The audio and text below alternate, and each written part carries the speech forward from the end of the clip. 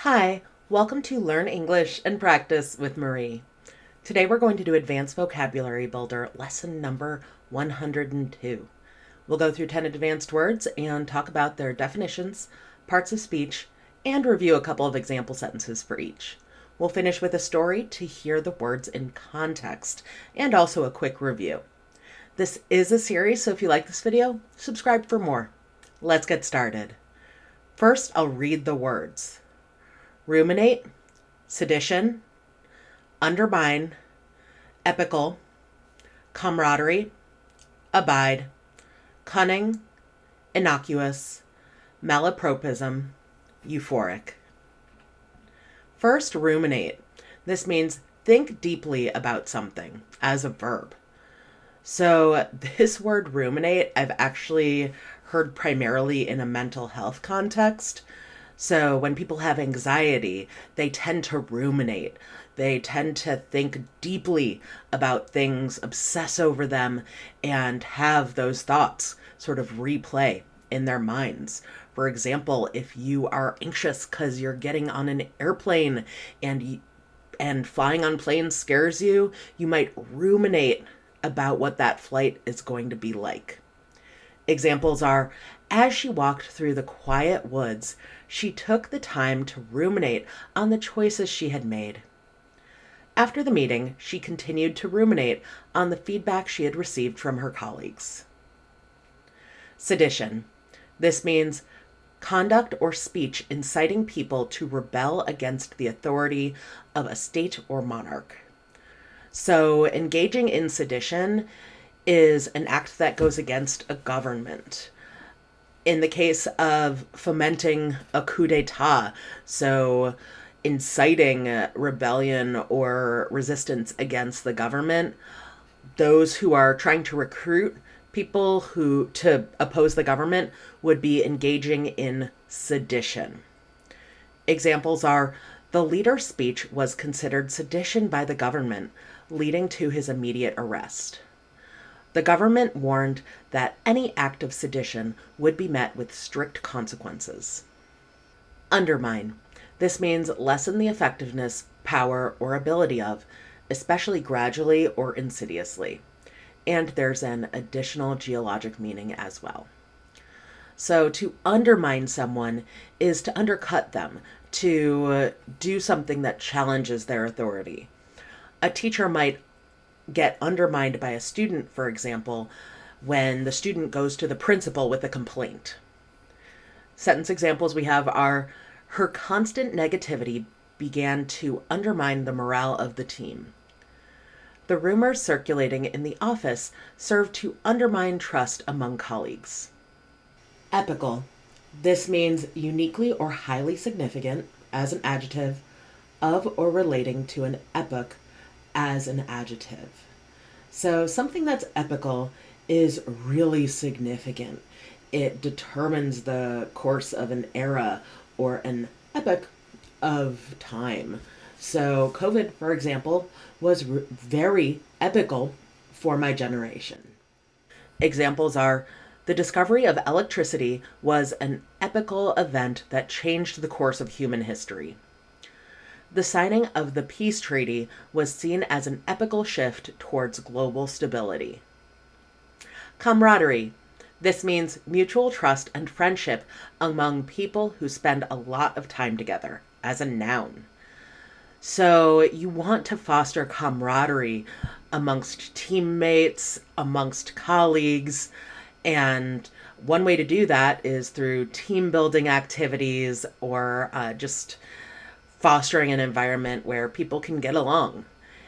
In the movie Top Gun Maverick, which I absolutely love, Maverick, who's the main character, decides to build camaraderie amongst those who will be working together in the future by having them play a game on the beach and just having fun even though it's a stressful time.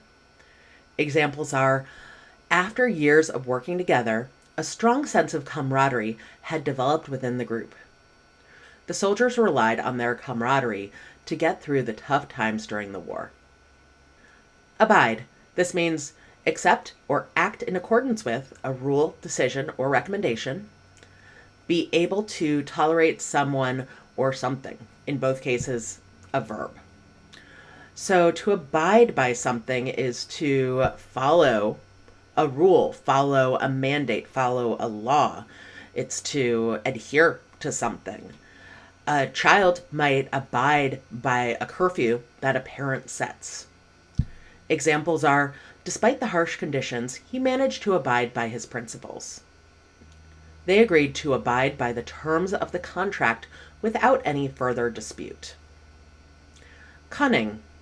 This means having or showing skill in achieving one's ends by deceit or evasion, as an adjective. Skill in achieving one's ends by deceit, as a noun. So, to be cunning is to be very skillful, but in a sneaky way. A criminal might be cunning in that they do things secretively, they engage in fraud and scams and trick people. Examples are, his cunning plan to outmaneuver his opponents earned him a reputation as a shrewd strategist. The thief's cunning escape left the authorities baffled. Innocuous. This means not harmful or offensive. It's an adjective. So something that's innocuous is completely innocent. It's, not a problem. Typically, this word is used in cases where you would expect something to be an issue or a problem, but in fact it isn't. It's innocuous. Examples are, the new policy seemed innocuous, but had far-reaching consequences. What appeared to be an innocuous decision eventually led to significant changes in the company. Malapropism. This means the mistaken use of a word in place of a similar sounding one, often with unintentionally amusing effect. It's a noun. So I don't use this word often, but it's a really handy one for those who are learning English or working on advancing their English to know. A malapropism is caused by, confusing similar sounding words or accidentally using a word when you shouldn't have. Take, for example, the words flamingo and flamenco. Flamingo is a pink bird. Flamenco is a dance. So I might, for example, say, I love to dance the flamingo. That would be a malapropism. I've made an error, and it's kind of an almost funny error.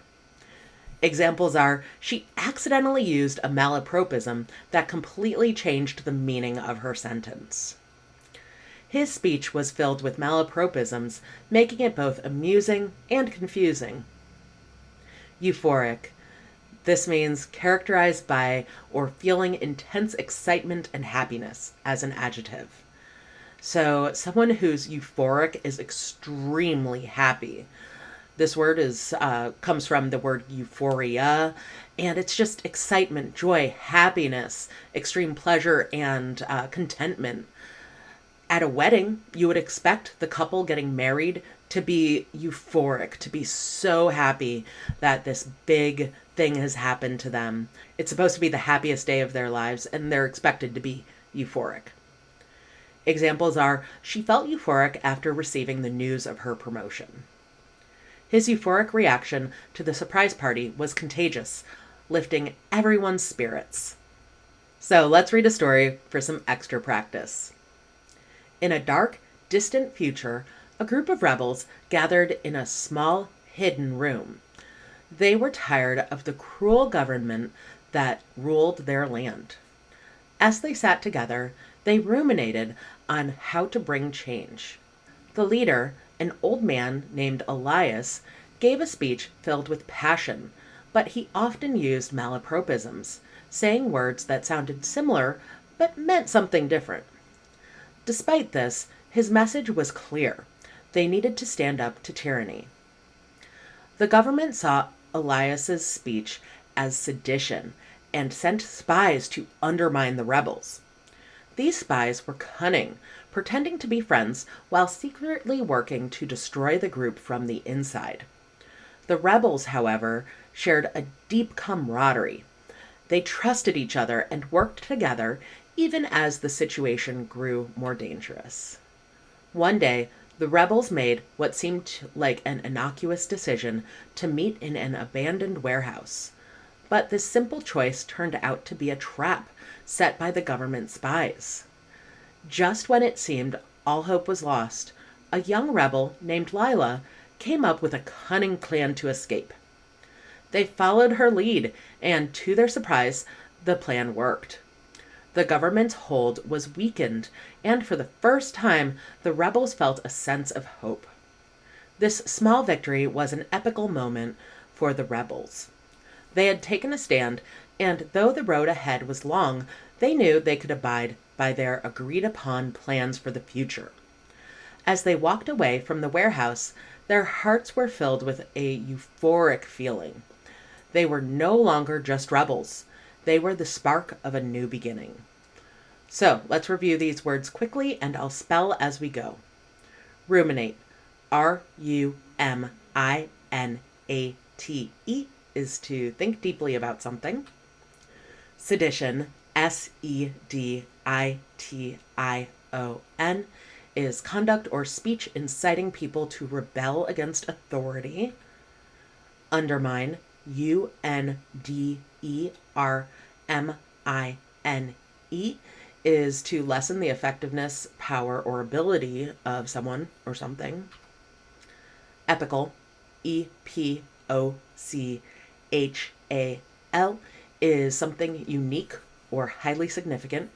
Camaraderie, C-A-M-A-R-A-D-E-R-I-E, is trust or friendship amongst people who spend a lot of time together. Abide, A-B-I-D-E, is to accept or act in accordance with a rule or decision. Cunning, C-U-N-N-I-N-G, is skill in achieving one's ends by deceit. Innocuous, I-N-N-O-C-U-O-U-S, is not harmful or offensive. Malapropism, M-A-L-A-P-R-O-P-I-S-M, is mistaken use of a word in place of a similar sounding one. Euphoric, E-U-P-H-O-R-I-C, is feeling intense excitement or happiness. So again, those words are ruminate, sedition, undermine, epical, camaraderie, abide, cunning, innocuous, malapropism, euphoric. Great job today. There are other videos like this on this channel, and more are coming soon. I'll put playlists and videos right here. Thanks so much, and I will see you in the next video. Bye!